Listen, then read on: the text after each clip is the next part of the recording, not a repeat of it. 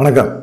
நான் பள்ளிக்கூடம் நடத்துகிறேன். என்னுடைய பள்ளிக்கூடம் நடத்துறதுக்கு என்கிட்ட வந்து லஞ்சம் வாங்கினாங்க, எங்கே வாங்கினாங்க, எவ்வளவு வாங்கினாங்க அப்படிங்கிறது எனக்கு தெரியும், கொடுத்த எனக்கு தெரியும். அதே மாதிரி அவங்க கொடுத்த இடம் குளோபல் அப்படின்னு சொல்லக்கூடிய ஒரு முக்கியமான இடத்துல தான் நான் கொடுத்துருக்கேன். இந்த லஞ்சம் கொடுத்ததுக்கு நானே சாட்சி, இதுக்கு ஆதாரம் இருக்குது இல்லை அப்படிங்கிறத தாண்டி நானே சாட்சி அப்படின்னு சொல்லி நிதியமைச்சர் மரியம் வில்சன் வந்து பேசியிருக்கிறார். இது சம்மந்தமாக மகேஷ் பொய்யாமொழியும் பதிலடி கொடுத்துருக்கிறார்.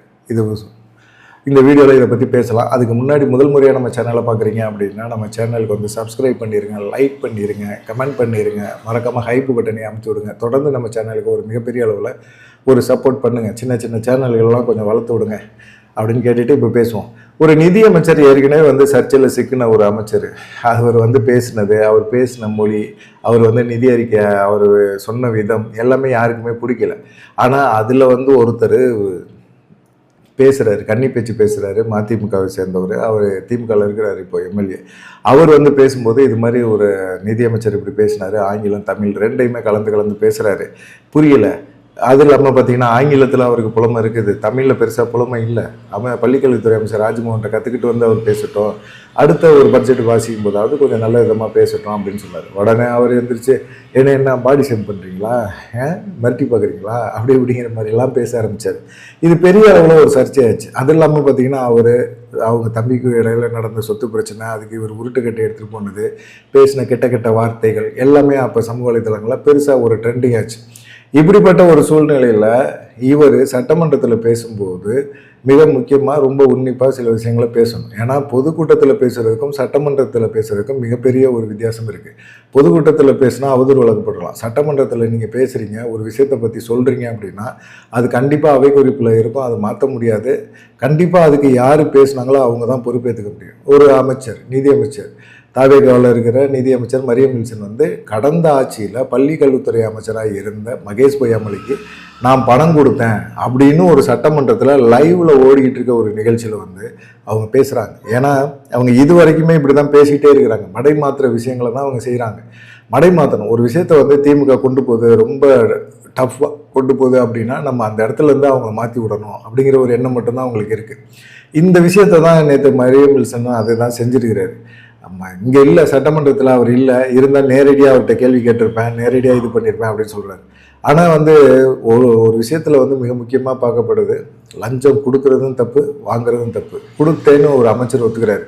அப்போ அமைச்சர் பதவியில் அவர் நீடிக்கிறதுக்கான தகுதி அவர் இழந்துட்டாரு அப்படிங்கிற குற்றச்சாட்டை தான் இப்போ சமூக வலைதளங்களை வைக்கிறாங்க. கண்டிப்பாக அவர் வந்து அமைச்சர் பதவியை இழந்துட்டார். அமைச்சர் பதவியிலேருந்து அவர் தூக்கிடணும். சபாநாயகர் ஒரு நடவடிக்கை எடுத்திருக்கணும். இதுக்கு அன்பில் மகேஷும் பார்த்தீங்கன்னா சென்னையில் தான் இருந்தார். அவர் வந்து திடீர்னு வந்து செய்தியாளர்களை சந்தித்து அவருமே குற்றச்சாட்டு சொல்கிறாரு. இது மாதிரி வந்து ஒரு விஷயத்த அவர் பண்ணுறாரு, இல்லை லஞ்சம் கொடுத்தேன்னு சொல்கிறாரு, நாங்கள் அமைச்சர் தரப்புலேருந்து வாங்கினாங்கன்னு சொல்கிறாரு, எங்கே வாங்கினாங்க, ஏது வாங்கினாங்க, அதெல்லாம் வந்து லஞ்ச ஒழிப்புத்துறை வந்து விசாரணை பண்ணும். ஓப்பனாக ஒருத்தர் வந்து சேலஞ்சு பண்ணுறாரு அப்படின்னா கண்டிப்பாக லஞ்ச ஒழிப்புத்துறை இதில் மேலே நடவடிக்கை எடுத்தே ஆகணும். இது மிகப்பெரிய ஒரு ஆதாரமற்ற ஒரு குற்றச்சாட்டு. திமுக மேலே ஒரு குற்றச்சாட்டு சொல்லணும் அப்படிங்கிறதுக்காகவே சொல்கிறாங்க, திசை மாற்றுறாங்க, மடை மாற்றுறாங்க. ஒரு விஷயத்தை பற்றி அவங்களுக்கு புரியலை, கேள்வி கேட்கல அப்படின்னா டக்குன்னு உடனே மடை மாற்றி விட்றாங்க. இப்போ நேற்று பார்த்தீங்கன்னா ஜெகதீஸ்வரி, அமைச்சர் ஜெகதீஸ்வரி அவங்க எழுந்திரிச்சு வாடி போடின்னு பொதுவெளியில் பேசுகிறாங்க அப்படின்னு சொல்லி அவங்க பேச ஆரம்பிச்சுறாங்க. இம்மா ஒரு கண்டென்ட் போயிட்டுருக்கு, ஒரு அறிக்கை சம்மந்தமாக, ஒரு அறிவிப்பு சம்மந்தமாக அவங்க பேசிக்கிட்டு இருக்காங்க.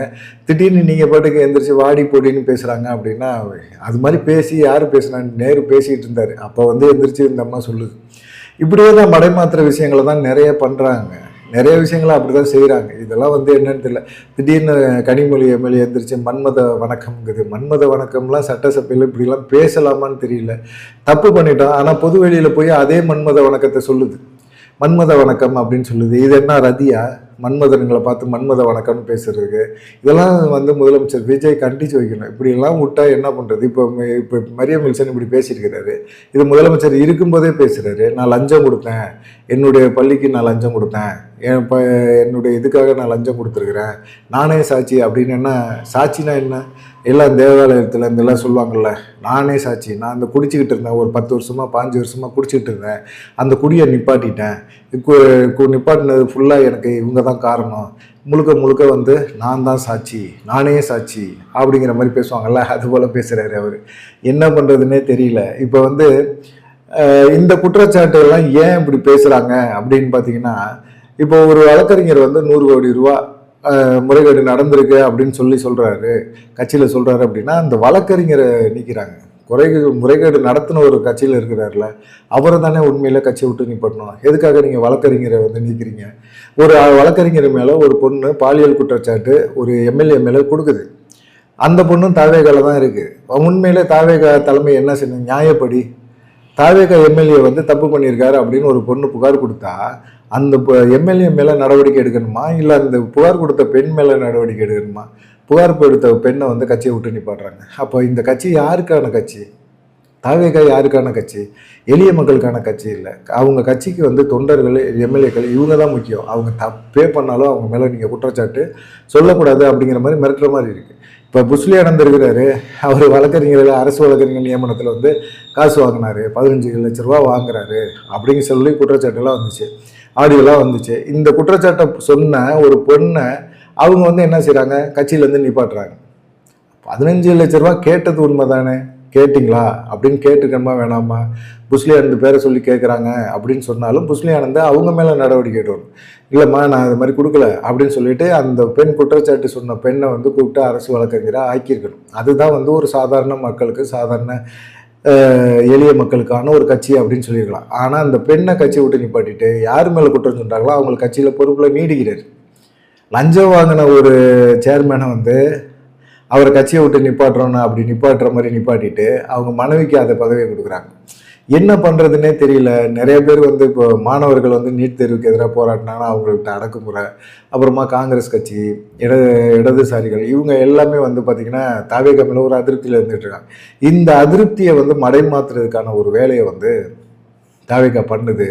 அதனால வந்து பார்த்தீங்கன்னா இது மாதிரி ஒரு குற்றச்சாட்டு, திமுக தரப்புல லஞ்சம் வாங்கினாங்க, திமுக இந்த செயலை செஞ்சாங்க, திமுக இப்படி பண்ணுச்சு, திமுக இப்படி பண்ணுச்சு அப்படின்னு சொல்லி ஒரு குற்றச்சாட்டை திமுக மேலே திணிச்சுக்கிட்டே இருக்கலாம். கடந்த ஆட்சி காலகட்டத்தில் அதான் உதயநிதி சொல்கிறார்ல எதிர்கட்சி தலைவர், நீங்கள் இந்த ஃபைலை திறக்கிறேன்னு பூச்சாண்டிலாம் கிடையாது, சேலஞ்ச் இல்லை, இது ஓப்பன் சேலஞ்சே வைக்கிறேன், நீங்கள் திறங்க. நேற்று கூட துரைமுருகன் ஒரு விஷயத்த சொல்கிறாரு, நீங்கள் வந்து இன்னும் ஒரு 3 மாதத்துக்குள்ள நீங்கள் அந்த ஃபைலை திறந்து நடவடிக்கை எடுக்கல அப்படின்னா உங்கள் மேலே வந்து நாங்கள் விசாரணை கமிஷன் அமைச்சிருவாங்க அப்படின்னு சொல்லி துரைமுருகன் ஓப்பன் சேலஞ்சே விடுறாரு. திமுக இவ்வளவு தூரம் தில்லா பேசுது இல்ல, அப்புறம் ஏன் நடவடிக்கை எடுக்க நீங்க பயப்படுறீங்க அப்படின்னு மக்கள் கேட்பாங்கல்ல. மக்கள் வந்து இப்போ உஷாரா இருக்கிறாங்க. எப்படி உங்க செயல்களையுமே வீடியோவில் பார்க்குறாங்க. சட்டமன்றத்தில் நடக்கிறது எல்லாமே செல்ஃபோனில், எந்த செல்ஃபோனை வச்சு எந்த ரீல்ஸை வச்சு நீங்கள் ஜெயிச்சு வந்தீங்களோ அதே ரீல்ஸில் உங்கள் சட்டமன்றத்தில் நீங்கள் பேசுகிற விஷயங்கள் எல்லாமே பார்க்குறாங்க, மக்கள் பார்க்குறாங்க. இப்போது உங்களை ஆட்சி அமைகிறதுக்கு முன்னாடி இருந்த உங்கள் மேலே இருந்த நம்பிக்கை இருக்குல்ல, அது ஒரு 10% குறைஞ்சிருக்கு. அது நீங்கள் உணரலையான்னு தெரியல. ஒரு மரியம் வில்சன் ஒரு நிதியமைச்சர் பொதுவெளியில் அது சட்டமன்றத்தில் அவர் வெளிப்படையாக லைவ் போயிட்டு இருக்க இடத்துல நான் லஞ்சம் கொடுத்தேன் அப்படின்னு சொல்கிறாரு. லஞ்சம் கொடுத்தது மிகப்பெரிய குற்றம். லஞ்சம் வாங்கினதை விடுங்க, லஞ்சம் கொடுத்தது தான் மிகப்பெரிய குற்றம். லஞ்சம் கொடுத்துட்டு நீ வந்து ஒழுங்காக பள்ளிக்கூடத்தை நடத்தியிருப்பியா? நடத்தியிருக்கவே மாட்டேன். நீ லஞ்சம் கொடுத்து தான் லைசன்ஸ் வாங்கின அப்படின்னா பள்ளிக்கூடத்தை ஒழுங்காக நடத்தியிருக்க மாட்டேன். அதுக்கப்புறமா நீ என்ன பண்ணியிருப்ப அப்படிங்கிற ஒரு கேள்வியெல்லாம் பெருசாக வருது. எப்படி நீ அமைச்சரானா அப்படிங்கிற ஒரு கேள்வியை தான் மகேஷ் பாய் அப்படி கேட்டுக்கிட்டே இருக்கிறாரு. ஒரு கல்லூரி நடத்துகிறாரு அப்படின்னா அந்த கல்லூரி வந்து நியாயப்படி நடக்குமா?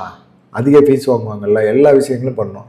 அவரே அமைச்சரே இல்லாத போது அவர் வந்து இவ்வளோ லஞ்சம் கொடுக்குறாருன்னா இப்போ அமைச்சர் ஆகிட்டார், அவர் என்னென்ன பண்ணுவார் அப்படிங்கிற ஒரு விஷயத்தை தான் இப்போ வந்து மகேஷ் பொய்யாமொழி கேட்டிருக்காரு. மரியம் வில்சன் மேலே லஞ்ச ஒழிப்புத்துறை நடவடிக்கை எடுக்கணும். நடவடிக்கை எடுக்கலை அப்படின்னா திமுக நடவடிக்கை எடுக்க வைக்கும். சட்ட ரீதியாக நாங்கள் அணுகுவோம்.